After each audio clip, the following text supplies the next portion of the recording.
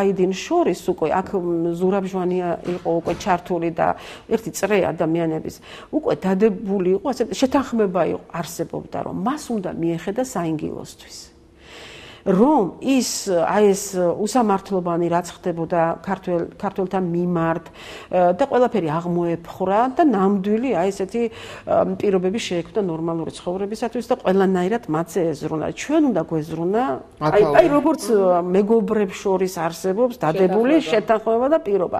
გვეზრუნა რომ არაფერი მომხდარიყო მარნეულში, ბოლნისში, აზერბაიჯანების კომპაქტურ დასახლებებში და იცით ამის ძალიან დიდი საფრთხე იყო 99 წელს და ძლივს ავიცილეთ თავიდან და რა მოხდა ახლა და აიდინმა მართლა დაიწყო ამ საქმის კეთება სულით და გულით საინგილოს მიხედვა და ასეთი რამ ხდება ეს არის 91 წელი უკვე მოდის იქედან მანქანით და სადაც ზის მის გვერდით დილარა ალიევა იყო ასეთი ქალბატონი მთარგმნელი ცოცხალი ხიდი აზერბაიჯანელებსა და ქართველებს შორის მთარგმნელი და ორივე ხალხი რომ თანაბრად უყვარს და ორი სამშობლო რო აქ ადამიანს და ასეთი ცოცხალი შემაკავშირებელი ხიდი და უცბად ეს მანქანა ძალიან წარმოუდგენლად და გაუგებრად გადატრიალდა და ყველა დაიღუპა ესე იგი რაღაცას შეასკდა და როგორც მაშინვე გამოითქვა აზრი და მერეც ეს იყო მოწყობილი ავტოკატასტროფა, სადაც დაიღუპა ეს აიდინი და ეს დილარა ალიევას და მძღოლიც. მანამდე მას უწყობდნენ ვერტმფრენით უნდა აფეთქებულიყო და მოახერხა დასვა ამ ფრინავმა და მაშინ გადარჩა. და როდესაც მე ეს ბაქოდან დამირეკეს და მითხრეს და ზურაბ-ჟვანია მოვიდა ჩემთან 91 წელია და მე რო ეს უთხარი ზურაბ მეთქი იცი რა მოხდა? აიდინი მოკლეს მეთქი და აი მახსოვს რომ გათეთრდა სახეზე. და შენ ხვდებიო რომ რა ძალები გვიპირისპირდებიანო? მე გავიდა და 99 წლის ბოლოს უკვე მოხდა რაღაცა მსგავსი ავარია და დაიღუპნენ ზურაბ ჭავჭავაძე და მერაბ კოსტავა. და ზურაბ ჭავჭავაძე აი განსაკუთრებით მერაბი კიდევ ემოციური იყო და ბევრ შეცდომას უშვებდა. ზურაბ ჭავჭავაძე იყო იმდენად გაწონასწორებული ადამიანი, ნამდვილი დიპლომატი თავისი ბუნებით, რომ სწორედ აი ერთად უნდა წაგვეყვანა ეს მოძრაობა, შიდა დიალოგი კავკასიური. და მაშინ დავინახეთ იცი რომ აი ძალიან საშიში ძალები გვიდგანან წინ. საჭიროა მე კარგად მახსოვს თუ არ ვთქვი ესეც იყო სულ ცოტა ხნის წინ, როდესაც მთელი რუსული ტელეკომპანიები იუწყებოდნენ იმას, რომ კავკასიურ სახლში ჩეჩენი ტერორისტების ცენტრია გახსნილი და არიქა მოითხოვდნენ რომ ეს ცენტრი, ანუ ეს ჩეჩნების კომპაქტური რაღაცა დახურულიყო. ეს ანუ რუსეთია, ასე ვთქვათ. იცით რაშია საქმე? ეს იყო მეორე ჩეჩნური ომის დროს, რუსულ-ჩეჩნური ომის დროს, როცა ჩვენ ჩეჩენელ ტოლბიდები შევიფარეთ კავკასიურ სახლში და ესენი იყვნენ ადამიანები, რომელთაც ომში არ მონაწილეობდნენ. ზოგიერთ მათგანს გვარმა და ოჯახმა აუკრძალა მონაწილეობა, იმიტომ რომ დედის ერთა იყო და გვარის გამგრძელებელი აღარ რჩებოდა. ზოგი იყო ინვალიდი, ზოგი ქალები, ბავშვები, სხვადასხვა ადამიანები შევიფარეთ. ეხლა მოგვადგნენ, ჩვენ კი არ დაგვიპატიჟია და ეხლა დაწესებულება არ არის მაგისთვის მოწყობილი, მაგრამ რა ზიზა, როცა ესეთი ადამიანი მოდის გაუბედურებული და არსაც წასასვლელი არ აქვს. თანაც მაშინ იყო ძალიან დიდი გაბრაზება ბრაზი ჩეჩენთა მიმართ, იმიტომ რომ ისინი მონაწილეობდნენ აფხაზეთში და ესეთი აი მასის ცნობიერება, მასობრივი ცნობიერება, არაპიროვნული, პიროვნულმა იცის რომ დღეს სტუმარია ეს შენი გინძღვა ემართოს სისხლისა, პიროვნება ამაზე იზრდება, მაგრამ მასა ბნელია და ამიტომ ეს ძალიან დიდი აგრესია იყო მათ მიმართ. ჩვენ ესენი შევიფარეთ, მაგრამ ინფორმაცია აქედან მიდიოდა რუსეთში, იმიტომ რომ არც ერთი რუსი კორესპონდენტი ჩვენთან არ ყოფილა, რომ ენახა ტერორიზმის ბუდია თუ რა. ჩვენ ეხლა უკვე ვიცით ვისგანაც მიდიოდა. ის მიდიოდა ჩვენი თანამშრომლისგან მსგავსი ინფორმაციები. ჩვენ ეს ეჭვი გქონდა და ეჭვის დონეზე გეუბნებით ეხლაც, იმიტომ რომ მაგის საბუთს ხელში არავინ არ მოგცემთ არასდროს. მიდიოდა სწორედ იმ თანამშრომლისგან ალბათ ეხლა ჩვენ ასეთი სერიოზული ეჭვი გვაქვს, რომელიც უკვე წლების მანძილზე იბრძვის კავკასიური სახლის წინააღმდეგ და უმჭიდროესი ურთიერთობა კულტურის სამინისტროს ერთ დაჯგუფებასთან. არა, მთელი ზაფხული არ მხოლოდ მე, არამედ ბევრი ადამიანი, რომელიც ძალიან გულშემატკივრობს კავკასიურ სახლს, ასე ვთქვათ, ძალიან აღელვებული იყო და მხარშიც დაუდგა იმ შეხვედრებზე დადიოდა ამ პაპანაკებას სიცხეში, როდესაც 40 გრადუსებივით იყო.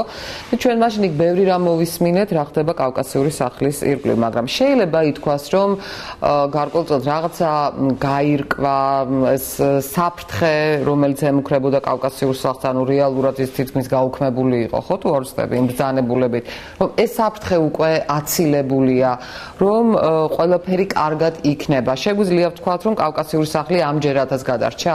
იმიტომ სულ პრობლემები ქონდა. კი, სულ პრობლემები აქვს კავკასიურ სახლს. ერთი იმიტომ, რომ ქალაქის ცენტრში, როდესაც დაგრეული, დაქცეული შენობა, იცით თქვენ, გარემონტ და ფონდ ჰორიზონტის მიერ საქართველოს დიდი მეგობარი ფონდი არის ესა, კავკასიური სახლის მიერ შემოყვანილი საქართველოში, რომელიც სხვა დიდ პროექტებსაც ახორციელებს, იცით თქვენ. და როდესაც 2018 წელს ფონდმა ჰორიზონტმა ეს დაანგრეული და დაქცეული შენობა, სადაც სმირნოების მუზეუმად წოდებული 3 ოთახი იყო მხოლოდ და დანარჩენი 2 სართულიან სახლში იყო გაყიდული და წარმოადგენდა კერძო საკუთრებად, რასაც ასე მალავს კულტურის სამინისტრო და ბატონი სვატიკოვი და რუსული კლუბის გამგეობა. დღეს დაატყუებენ საზოგადოებას თითქოს ეს მათი ასე ვთქვათ რაღაცა ეს სახლი იმთავითვე არსებობდა. გადააქცია 4 სართულიან შენობად, კეთილმოწყობილად რესტავრირებული, ფუნდამენტი გამაგრებული, ულამაზესი ეზოთი და ასე შემდეგ გადავყევით ჩვენ ამ შენობის მოვლას და ცალკე იმ სმირნოების ექსპონატების მოვლას. მე ყველას მოუნდა შენობის ხელში ჩაგდება.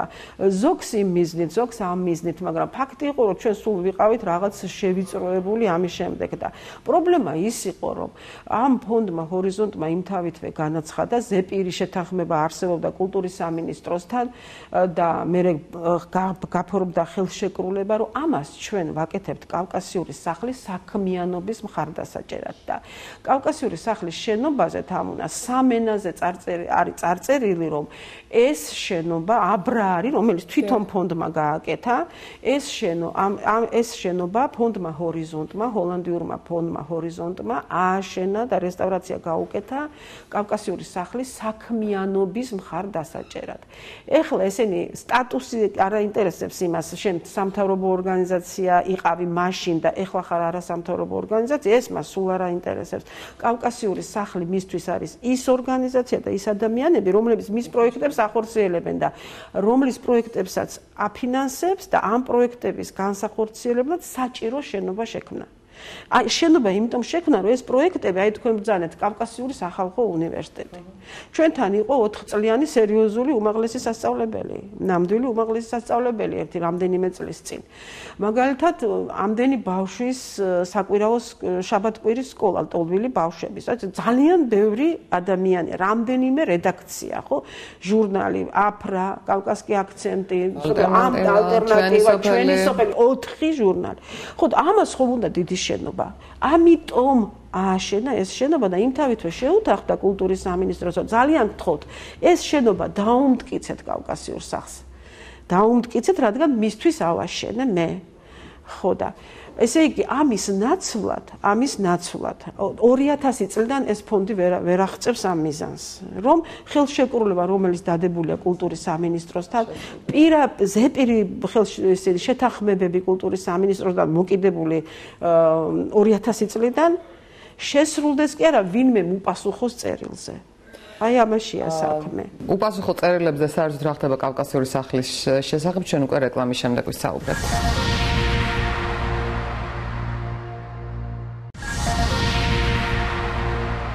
კიდევ ერთხელ შეგახსენებ, თქვენ უყურებთ გადაცემას ჩვენ, მე თამარ ჩიქოვანი ვარ, ქალბატონი ნაირა გელაშვილია ჩემი სტუმარი. ცოტა უცნაური, ანუ ალოგიკური სიტუაცია. ერთის მხრივ დღევანდელი ხელისუფლება ამბობს, რომ მისთვის ძალიან მნიშვნელოვანია, იგივე ჩრდილო კავკასიელმა ადამიანებმა იცოდნენ, რა ხდება საქართველოში და ამისთვის იქნება მთელი ტელევიზია. პირველ კავკასკი 8 მილიონი დაფინანსება მიიღო ამ ტელევიზიამ.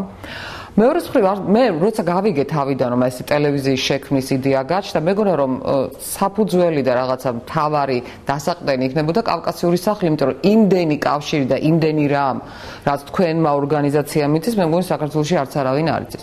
მეორე მხრივ უნდა გაუქმდეს კავკასიური სახლი, რომელსაც უამრავი რამ აქვს გაკეთებული ზუსტად აი ამ საგანმანათლებლო, კულტურული, სამშვიდობო იმით და უნდა შეექმნას რუსული კლუბი, აი ლოგიკას ვერ რუსული სახლი, ხო.